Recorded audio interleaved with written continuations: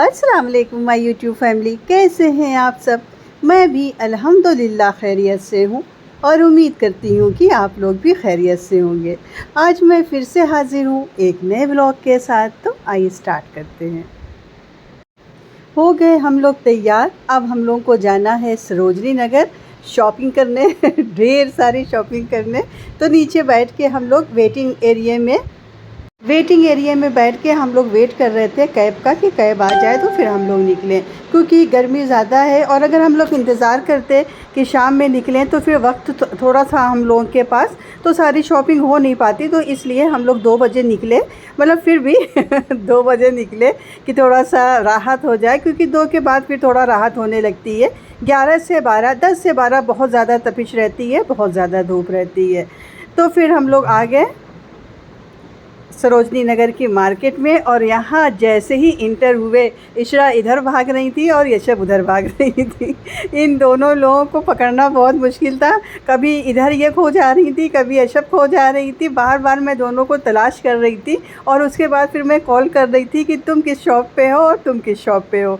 Husband और इब्ने अब्बास किनारे हो गए। उन लोगों ने बोला तुम लोग शॉपिंग करो, हम लोग कुछ खा पी लेते हैं, हम लोग थोड़ा सा खाने पीने की चीज़ों को एक्सप्लोर कर लेते हैं। क्योंकि हस्बैंड के लिए यहाँ पे कुछ नहीं था, मेरे लिए भी यहाँ पे कुछ नहीं था। ऐसा कुछ मेरे लिए नहीं था कि जो मैं बाय करूँ। लेकिन हाँ, लड़कियों के लिए यहाँ पे अच्छी अच्छी चीज़ें थी, बस यूज़ करो और फेंक दो, यूज़ एंड थ्रो वाली चीज़ें थी। 100-100 रुपये में टॉप थी, 150-150 रुपये में टॉप थी, 200-200 रुपये में टॉप थी, बैंगल्स थी, ब्रेसलेट वगैरह थे, ईयर रिंग्स थी, चूड़ियाँ थी।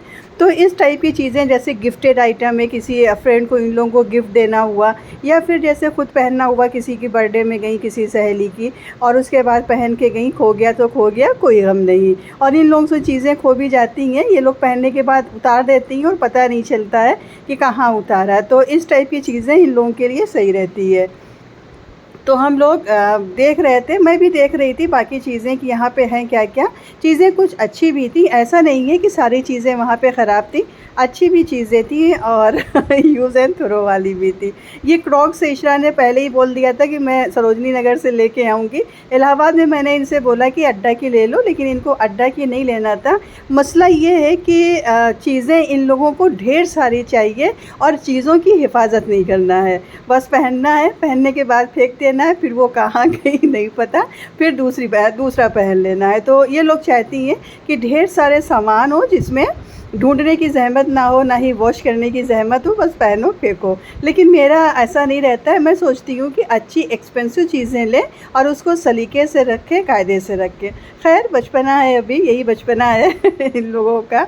तो मैं तो भाई इन लोगों का सामान जब ये लोग इधर उधर फेंकती हैं तो मैं सब समेटती रहती हूँ, हर चीज़ें संभालती रहती हूँ कि कहीं खो ना जाए। क्योंकि जब कहीं जाना होता है तब ये लोग मेरे पास आती हैं कि फ़लाँ चीज़ कहाँ है, फ़लाँ चीज़ कहाँ है। और ये लोग जब मेरे पास आके ऐसा पूछती हैं, ऐसा मुझे लगता है कि जैसे उतारने के बाद इन लोगों ने मुझे दे दिया था कि आप इसको रख लीजिए। मुझे पता भी नहीं रहता है कि इन लोगों ने सामान कहाँ पे रखा है। वो तो जब मेरे नज़र के सामने कोई चीज़ आती है, कभी ब्रेसलेट हो गया या कभी ईयर रिंग्स हो गई, तो मैं उसको कायदे से रख देती हूँ कि अभी ये लोग कहीं जाएंगी तो ढूँढेंगी। और इन लोगों को पहले होश नहीं रहता है कि मतलब मैंने चीज़ें कहाँ रखी हैं।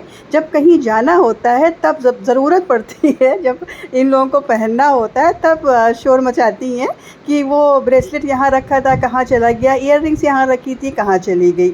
इनको ये नहीं पता होता है कि मैंने रखा नहीं था, बस ऐसे ही फेंक दिया था खैर, तो यहाँ पे मैंने छोड़ दिया दोनों लोगों को कि दोनों लोग आराम से खूब फ्री होके शॉपिंग करो। आज का पूरा दिन तुम लोगों का है, जो जो ख़रीदना हो, जो जो लेना हो ले लो, ख़ुद के लिए भी और फ्रेंड्स के लिए भी तुम लोग ख़रीद लो।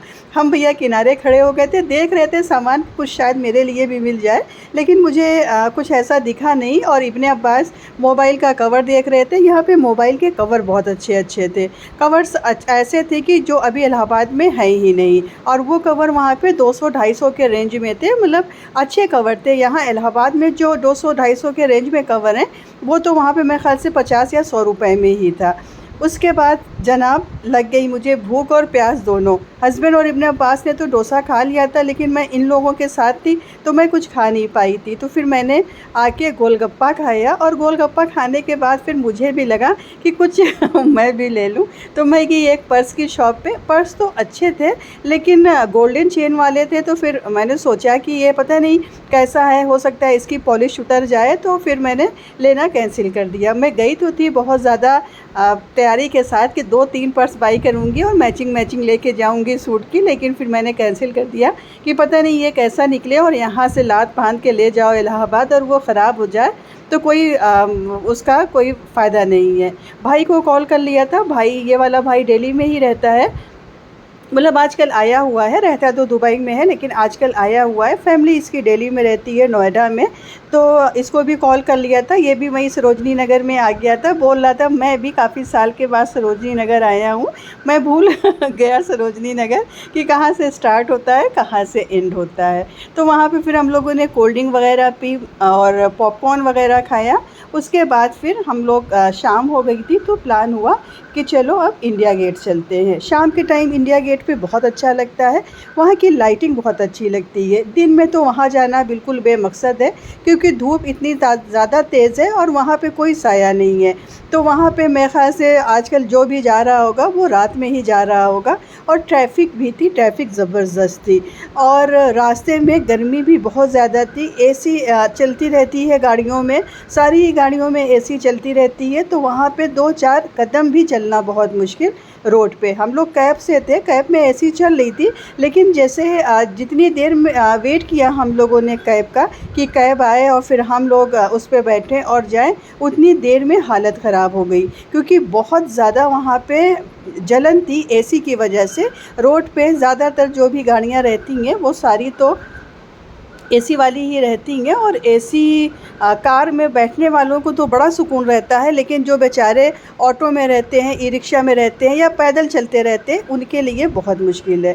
बहुत ज़्यादा तपिश थी, बहुत जल रहा था पूरा मुँह। तो हम लोग थोड़ी देर तक तो दूर तक तो कैब से आए, उसके बाद फिर हम लोगों को एग्जैक्ट रास्ता नहीं पता था, भूल गए थे, तो कैब को छोड़ा और बस थोड़ी दूर हम लोग ई रिक्शे से आए, सॉरी ये ऑटो से आए। थोड़ी देर हम लोग ऑटो से आए थे और उसके बाद फिर आगे अंदर बहुत ज़्यादा चलना पड़ता है। एक तो हम लोग सरोजनी नगर में इतना ज़्यादा चले थे, इतना ज़्यादा सरोजनी नगर की शॉपिंग हुई थी मार्केट में कि वहाँ पे चल चल के हम लोग हलकान हो गए थे। और उसके बाद फिर साहब इंडिया गेट, तो मैं तो पास तक नहीं गई।